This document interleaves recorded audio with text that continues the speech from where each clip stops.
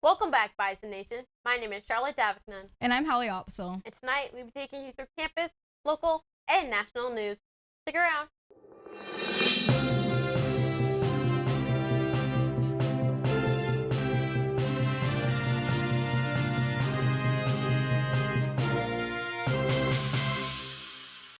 Students here at NDSU are saying that they're dealing with mice inside their dorm rooms.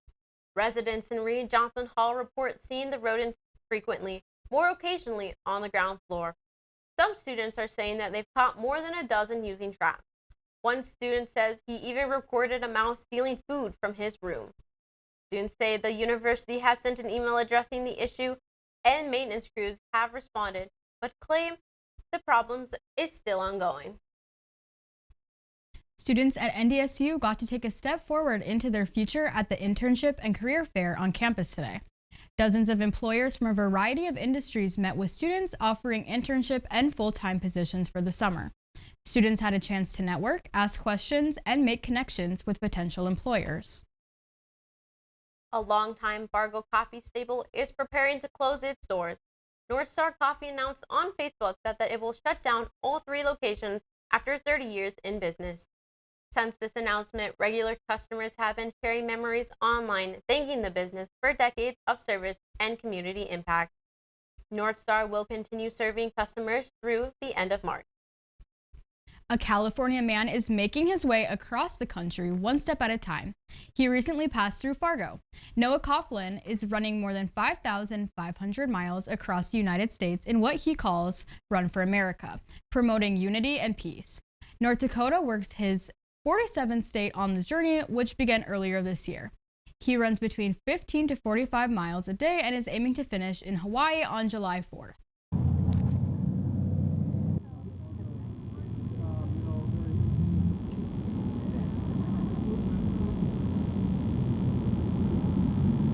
Originally, I ran for 2 girls with a rare brain disease from my church in California. So just like anybody else, a hometown connection, a family connection. I just wanted to help out, not knowing I was going to end up doing all 50 states, but I did it again and eventually did a run for veterans. So every time I've done a run like this, it's always been for a social cause. It's always been for something bigger than myself, trying to either help cure diseases, honor our World War II veterans. This one is very unique and special though, because the cause itself is the very existence of the American people. Just celebrating the fact that we've made it this far, 250 years, and that's the proper way I'd like to do my farewell run. So for me, nobody's forced me to do this run. I just wanted to do it for life experience. I couldn't leave those 14 states just there, and when I realized I could finish by America's 250th, I just wanted to do it. What's been some of the challenges so far in your quest to run through all 50 states? Is there any moments that stick out to you the most? Yeah, so this run specifically, it's very abnormal for somebody to go through the Northeast in winter. You're talking New York, Pennsylvania, Ohio. Lake Erie was nearly frozen this year, and it was one of the most volatile winters, coldest winters we've ever had. Obviously added some extra leggings and face gear and everything, and had to navigate that about 10, 16 miles a day. But it was with the help of the public. It was such a huge outpouring of support from law enforcement for safety escorts, fire departments, cities. You're seeing hundreds and hundreds of people come out on a weekly basis, big cities, small towns. And because I think the message is so simple for me, right, is that we're all Americans, so you're starting to see a natural, organic reaction to what I'm doing. So even though it was hard, all the communities all the way back to the Atlantic have been there to show their support. Nice. But to want to be specific here, going across America, you're going to go through every weather system possible. I've run through heat and humidity in Louisiana. I've run through 120-degree heat in Phoenix. You're running through very tornadic weather systems in the Midwest. Cold. A fentanyl scare in Missouri is raising concerns about hidden dangers in donated items. Police say the drug was found inside a Barbie doll packaging at a discounted store. Fargo area thrift store The Ark says they inspect all donations, even unopened items, and all staff are required to wear protective gloves. They say while they've never encountered drugs, these precautions help keep employees and customers safe. Rising gas prices are putting pressure on more than just drivers. They are also impacting first responders and city operations in Fargo as well. Sanford ambulances say its vehicles must stay fueled and ready at all times. Officials say the higher fuel costs could eventually affect everything from medical supplies to daily operations. Fargo Public Works say it's more than a stable position due to buying fuel in bulk, months in advance. A home is a total loss after a fire and a barricaded situation in Benson County on March 24th at 3:15 p.m. Officers were called to a home for a report of a male causing a disturbance. When officers arrived, they found a fire burning in the front yard and the man barricaded inside the home. Officials say smoke was also coming from the house, indicating a second fire inside. During the standoff, the Devils Lake Police Department was called to assist with an assault involving 2 victims. The victims told officers they were injured by the man inside the home and fled to Devils Lake for safety. Officers later detained the man in Benson County. He was taken to Altura for medical attention. The home was declared a total loss. The incident remains under investigation and names of those involved have not yet been released. Travelers across the country are waiting in the longest TSA lines in history as airports see record-breaking crowds. Officials say high travel demand, staffing shortages, and increased security screening are causing major delays at checkpoints. Passengers report wait times stretching for hours, with lines wrapping through terminals and outside airport buildings. The TSA urges travelers to arrive early, check flight status, and be prepared for screening to help reduce delays. Airlines are also warning customers to plan ahead as spring and summer travel seasons continue to bring heavy traffic. Officials say they are working to add staff and improve flow, but delays continue as travel numbers remain high. A jury has ordered Meta and Google to pay a woman $6 million in a social media addiction trial. The case claimed the platforms contributed to harmful addictive use. The verdict marks a major decision in holding tech companies accountable. Officials say the case could impact future lawsuits and online safety policies. Stay tuned for more on this story after the break. Coming up, it's politics, weather, and sports.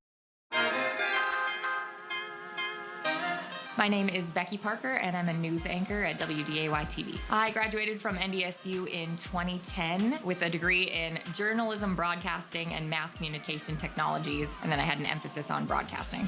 Principles of broadcast production and advanced broadcast production. Those were favorites because they were the most relevant for career experience. You're calling people for interviews, you're writing an article. It doesn't just feel like an assignment, it's like actually doing it.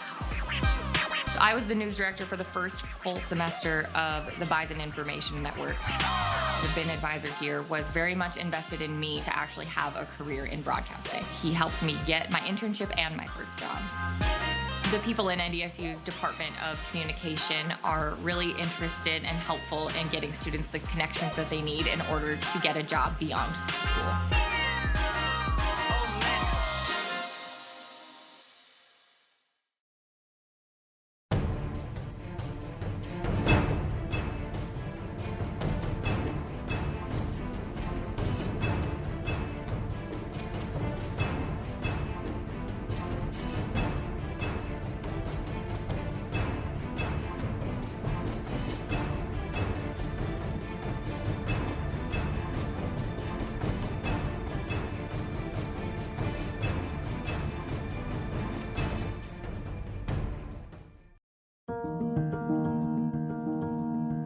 No kid deserves to go hungry, but try as they might, not every family can afford to put food on the table every day. That's why the Great Plains Food Bank and their partner agencies work every day to bring food to our hungry neighbors. Every dollar donated can provide 4 meals for those in need. Go to greatplainsfoodbank.org and donate today so no kid in North Dakota ever has to go hungry. With BIN Politics, I'm Laken Hines. In a landmark case decided on March 25th, a Los Angeles jury found that IT giants Google and Meta liable for social media addiction trial. The plaintiff, 20-year-old KGM, as she is referred to in court documents, claims that she became addicted to platforms like YouTube and Instagram as a child, and that this addiction amplified her pre-existing mental health struggles. The jury determined that Meta would be held at 70% of the responsibility in this case, while Google and YouTube held 30% of the responsibility, stating that the companies were aware of this addictive and dangerous nature of their design choices when it came to usage by minors especially. The plaintiff was paid a total of $6 million in damages. This case has since been selected as a bellwether trial, meaning that it has become to serve as a precedent for other cases of the same nature. Now, what role could this case play for us as consumers of these platforms and for the companies themselves? Well, I believe that we could be looking at one of the most influential decisions of this era, something reminiscent of what we saw with big tobacco in the 80s and 90s. We could probably start seeing consumers have more of a check on big IT corporations like Google, Meta, and others like Snapchat and X. We could also see a wave of new regulation, specifically when it comes to usage by children. According to the Age Verification Providers Association, at least 17 states have already enacted laws regarding social media access by minors. And I believe that we might be seeing these numbers grow within the next few years. But this case also brings with it a big quandary that has, for us as a society, and it has been a theme that we have already seen with lawsuits brought against companies like Character AI. And it's that at what point are we as individuals held responsible for our addictions to social media? While big tech companies do use sneaky and addictive features and elements that keep us glued to our screens, at what point are these addictions to these platforms our problem to fix rather than theirs? Of course, these are just the questions that are going to start arising when analyzing cases such as this. But of course, with any case like this, it is important to keep an open mind. So with that being said, stay safe, stay educated. And once again, I am Laken Hines with Bin Politics. Have a good rest of the week. There are so many great things to experience at NDSU. It's hard to pick one, but my favorite is the people. They make it such a warm place. The Bison aren't just across the country, they're across the globe. It's the perfect distance from home. The faculty are our biggest cheerleaders. Hands-on research experience. The affordable tuition. All the opportunities to stay active on campus. Real-world learning experiences. Once I got on campus, it felt like home.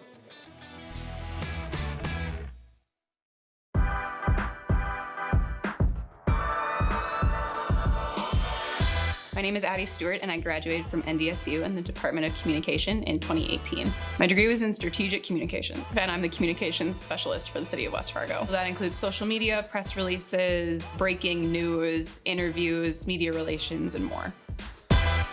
I went into communication because I wanted to do something I was passionate about. There were so many opportunities. I knew I could work for nonprofits, government, small business, agency work. Professors in the department definitely impacted me a lot in my life, making sure that once I graduated college, I knew I could get a job here just because of the connections in the department and the great morale that was in Fargo. Future students should definitely come to NDSU because it's a degree like no other here.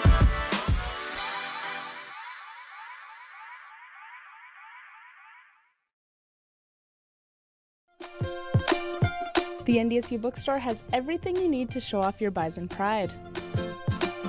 The bookstore can have you sporting green and gold wherever you go. It offers many different brands, sizes, styles, and selection so that you find exactly what you're looking for. Shop the NDSU bookstore and show your spirit today.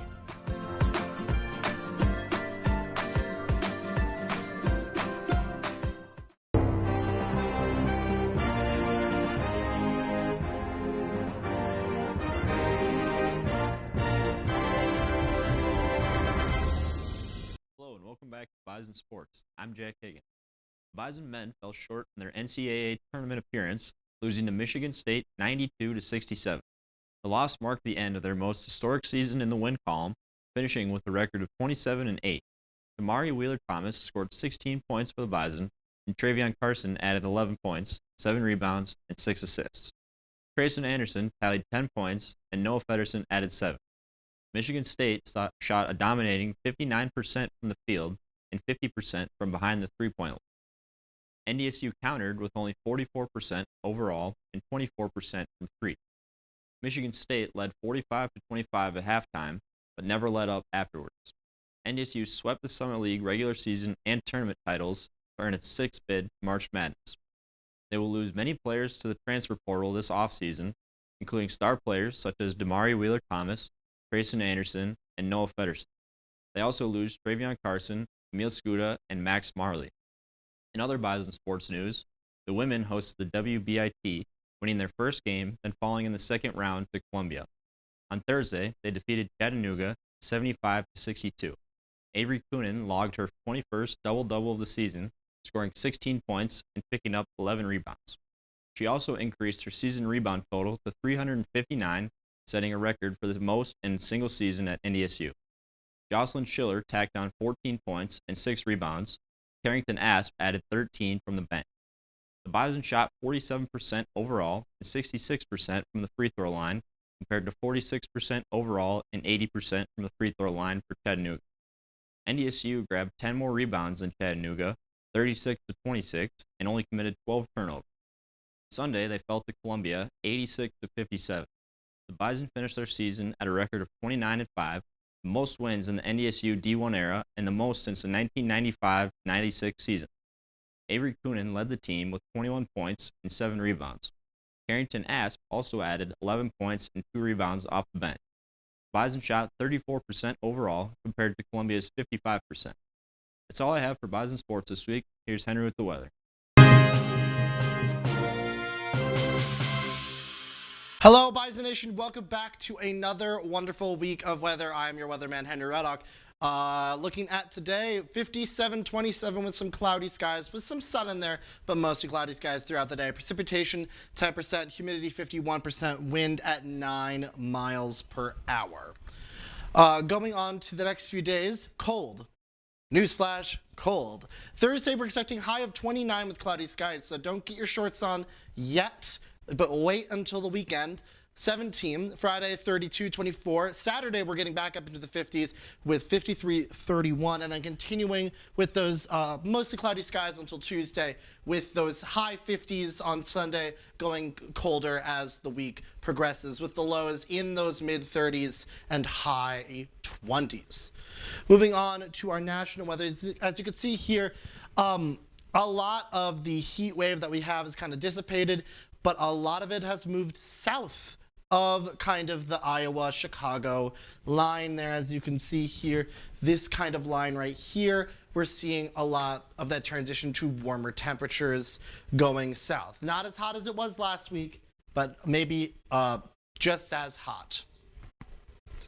Moving into tonight's temperatures, you can see here, a lot of cold along kind of that Appalachian mountain lines. Everything south of it is going to be pretty warm. Everything north of that's going to be pretty cold as usual. Minot, so you're getting 14 degrees. And going into tomorrow, we could see that that line has shifted dramatically. Now, almost the entirety of the Rocky Mountains has kind of been enveloped by kind of that like middle warm front, as kind of the south has kind of dissipated in its warm front. As you can see here in Phoenix, you're seeing 100 degrees, but up here we're seeing a lot of cold. Well, that's all I have for weather today. Thank you guys so much for joining in. I hope you guys have an amazing week coming up ahead, and roll herd and go Bison. And that's all we have for you guys this week at the Bison Information Network. As always, thank you for watching. I'm Jack Higgins, and remember, roll herd.